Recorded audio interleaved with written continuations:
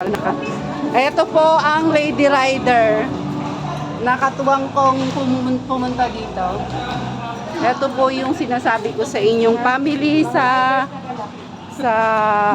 Panay na gusto kong balikan.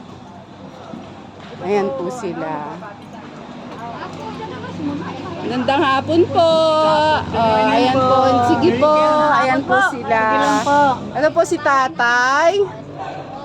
Ayan po si nanay. At ayun po yung anak nila.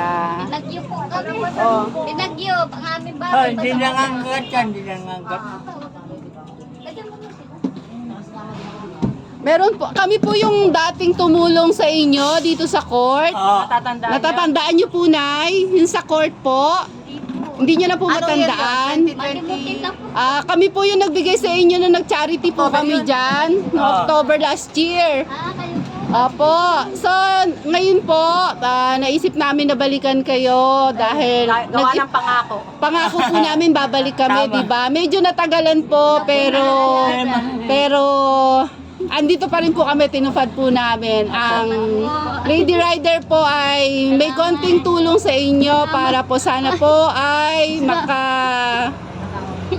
tulong sa inyo ng marami, kahit na konti lang po siya pa napag-ipunan namin. Wag na po kayong umiyak at ito po inom po kayo ng tubig. Opo, sige po. Huwag ka na pong umiyak, Nay. Kasi naiiyak din po kayo.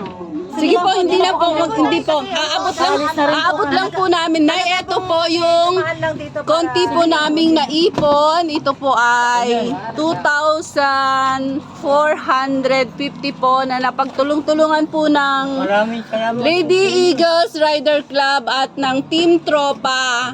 Pinagtulungan po naming ipunin para po sa inyo. Eto po, Nay. Tanggapin niyo po.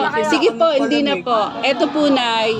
Salamat po at nakabalik kami. Hindi na po. Sige po. Galing lang din po kami sa Opo, sige po. Sige po. Sige po. Sige po. Panibago na naman. I-question niya. Kaya Sige po. tandaan eh. Sige lang po, okay lang po. Basta po kasi kami nangako kami sa inyo noon, nababalikan namin kayo, kaya po binalikan namin po kayo. Salamat, ma'am. Wala po. Ma'am, Salamat po. Sana po pagdamutan niyo yung aming konting na Ang bagay niyo, nagdadala namin ito sa PG. Yan po. Nag-cancel po the stage.